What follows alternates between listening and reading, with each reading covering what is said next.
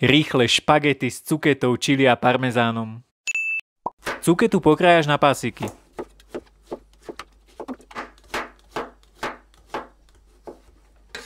Cesnak rozdrvíš nožom a posekáš.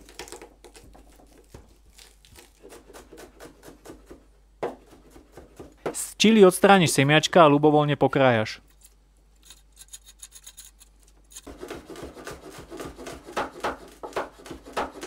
Petržlenovú vňať posekáš. Panvicu necháš rozohriať a špagety si dáš variť do osolenej hriacej vody.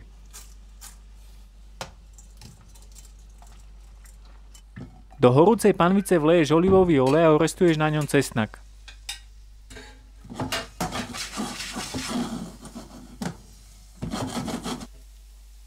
Po chvíli prihodíš čili a pomaly restuješ. Následne pridáš do panvice cuketu a pomaly ju restuješ, kým sa špagety uvaria na al dente. Cuketu osolíš a okoreníš.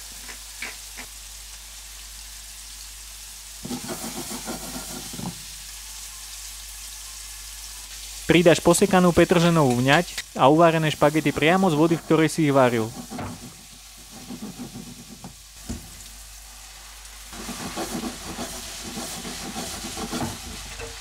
Do špagiet pridáš trochu vody, v ktorej si ich varil, poprípade osolíš a okoreníš.